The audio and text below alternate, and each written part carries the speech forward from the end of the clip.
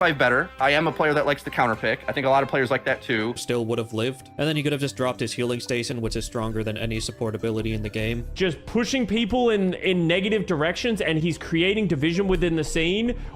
50,000 people used to live here. Now it's a ghost town. I'm sick and tired of content creators and players deluding themselves into thinking the game is good. Overwatch 2 is probably, if not the worst sequel to ever come to existence, and if you see the comment above my head, I'm going to be using this as an example for most of the video, just because I feel like this really shows how most Overwatch 2 players think. And so this is going to be a really in-depth video, so sit down, enjoy it, we'll get straight into it.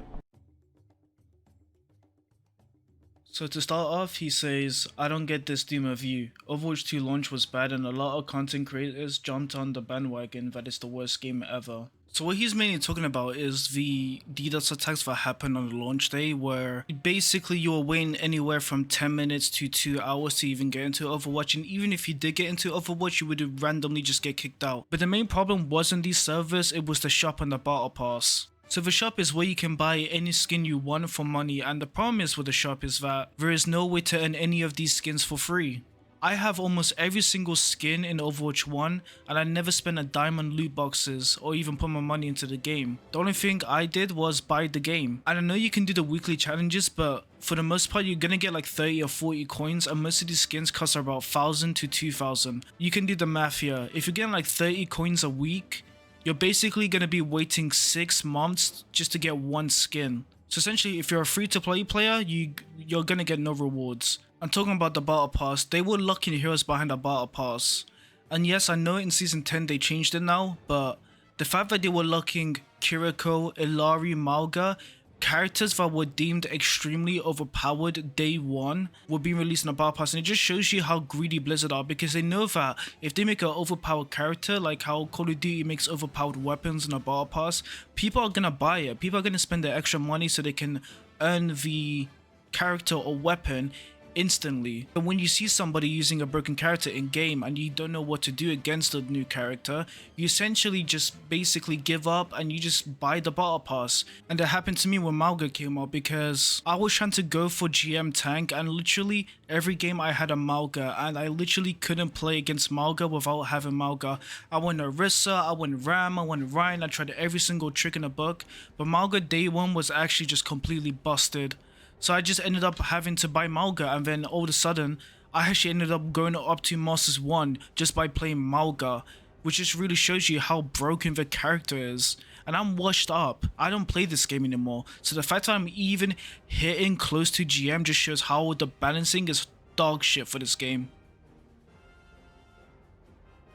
Overwatch is actively getting better. Competitive changes, good balance, better free-to-play experience. So there's 3 things that he did say was getting better: the competitive changes, the good balance, and the free-to-play experience. So all of these 3 are just basically wrong. And I will start with the free-to-play experience because we already just talked about it, and there's basically no way to earn skins consistently and feel rewarded. There's literally nothing. It's basically you play the game and that's it. You're done. That's all you're gonna get. I've been playing Overwatch 2 here and there, and I only have 1,000 coins. Do you know how insane that is? I'm basically barely halfway to the push diva, and I've been playing the game or had the game since launch day. That is insane. So the free-to-play experience isn't getting better.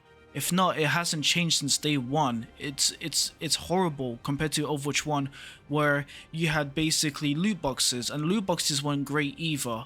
But if you opened up enough loot boxes and you kept getting duplicates, you could actually earn enough coins to actually buy the skin that you wanted.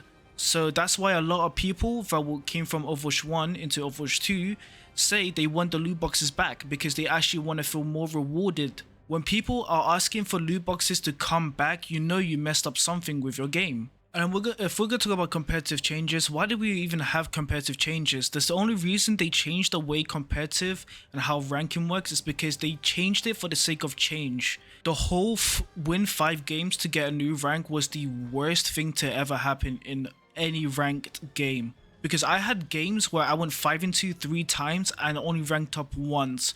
But sometimes I would go from 5 and 7 and I got a double rank up from Masters 3 to Masters 1. The Overwatch 2 ranking system was horrible, and now that they changed it, And essentially, it's basically Overwatch 1, but it looks even worse now, because now instead of having the numbers go up, which was your SR numbers, now it's just this ugly like slider that just goes up, and then it gives you this like consolation or whatever to show you why you only earn like a little percentage or a high percentage, which just makes it just more confusing. Like, it should just be simple like Overwatch 1, where it was you saw the SR go up, you either get 25, you could get 22, but now Overwatch 2, it's like, even if you win a game that you felt like you deserve a lot of SR for, you can just end up getting 19% for it, because it was apparently a easier game, which just shows, it doesn't make it rewarding. It just feels like, oh goddamn, thank God we won the game. The competitive changes are horrible. Good balance. We're talking about the same company. When they couldn't fix Goats, they went to roll queue, and then when they couldn't fix Double Shield, they went to 5v5. And don't forget, they also added Boogie, Kiriko, Ilari, Malga, Sojourn. And we're also forgetting that they made literally almost every tank a rework, and somehow the tanks have either become completely busted or still are basically having the same issues. And most of the tanks are having the same issues. Take this for example, right? I've been playing a lot of Bull in Season 10, and he's a high risk, high reward character. And I love playing Bull. Like, I've definitely gone a lot more better with him by just playing him. But for my skill, I am being punished for being good at Bull, because when the other team sees me doing good on Bull, they will instantly switch to Ana, Briggs, Sombra, Malga, or Hog. And essentially, because it's 5v5, there's no other tank to bait out the utility. So now as a Bull, I basically have to somehow bait all the abilities while not getting killed. And it's almost impossible. It's doable, and you do really have to play really smart and carefully, but it's like, what's the point of doing all this planning and actually outplaying the enemy team when I can simply just switch to Malga or Orisa for that Hog, and then we probably will win the game. Do you see what I mean? It's like all the fun characters are majorly hard counters, and all the boring characters are just still getting countered, but because of this, they're so like stable, and like they have so much healing and everything. It just becomes like, what's the point of trying to learn these high risk, high reward characters when I can just play these low risk and high reward? That's not good balance. There's an issue with your game. To an extent, I understand Malga's good, so game bad arguments, but we did just leave a meta with 3 similar powerful team compositions, so meta currently isn't bad. And this was during Season 9. The meta is still basically the same. You essentially just grab the most beefiest tank you have, like Sigma, Orisa, Roadhog, Malga, and then you pair them up with an Ana Kiri or a Bappin Kiri, and they basically become unkillable.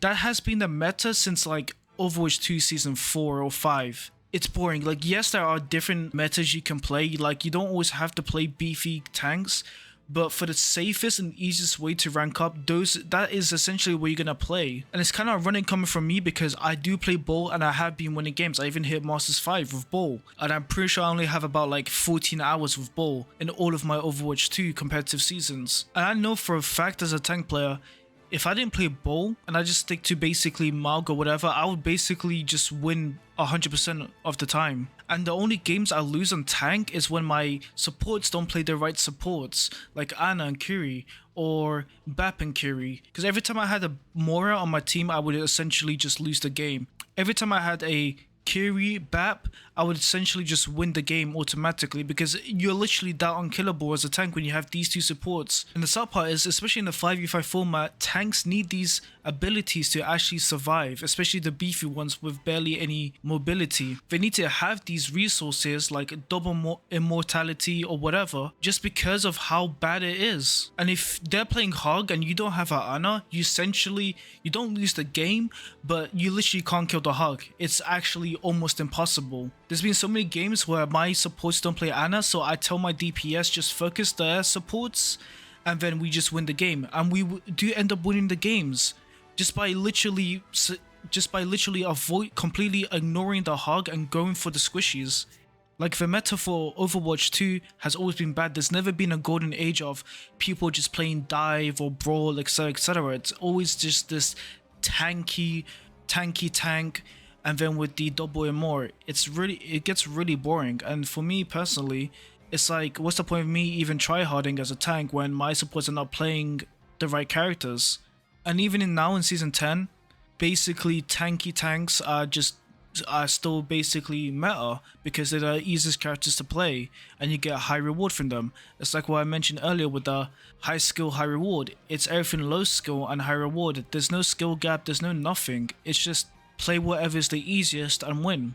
And that makes it even less fun because you don't even feel like you're being rewarded for winning the games. It just feels like you know you're already playing a broken ass character and the win just doesn't feel the same anymore. Oh, Malga is good so game is bad. Comment is obviously specifically towards my video since this comment came from my video.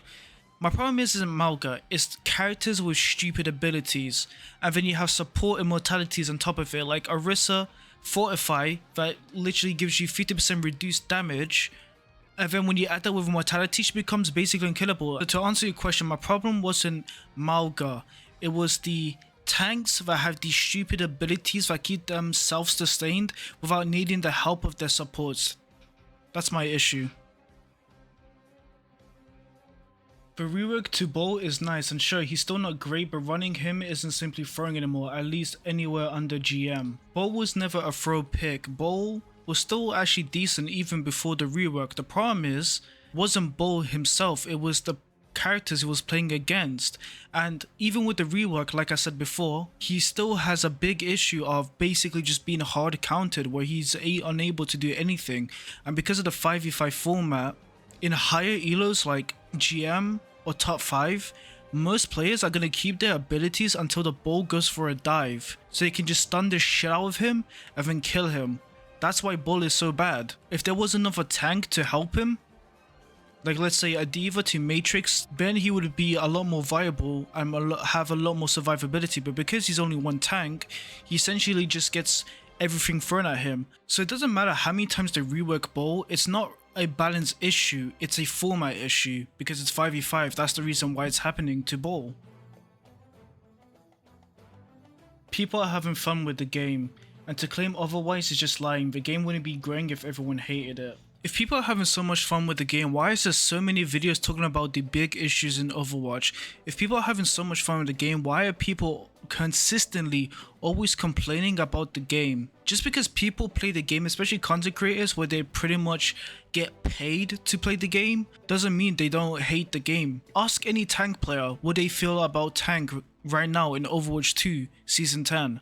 They will tell you they hate it. There's a reason why lots of Overwatch 1, Overwatch League players quit during Overwatch 1 because they knew the game was going to shit. So they decided to get the hell out before everything just basically came under. If pro players are quitting, then there's a big issue with your game. If casual players are basically saying, I'm sick of Overwatch and I don't know what's the reason I'm even playing it, then you have an issue with the game. Even me now, when I was streaming Overwatch, I literally asked myself, why am I playing this game? And my friend was just laughing at me because it's true. Like, why are we playing this game? This game sucks. We're not having fun. It just feels like someone slapped me in the face with a turd. There's no point. Like, when I start questioning, why am I playing your game? Then you know you've done fucked up. I'm a Rhine player that quit playing Rhine in Season 9 because of how bad Rhine was. You are delusional. But yeah, that's it. I hope you guys enjoyed the video. I do like making this type of video, so if you guys want more, please share and give a like. And I'll see you guys probably on the stream. Trying to stream every day on Twitch, YouTube, and TikTok. So make sure you get in there, click bells, and have a good one.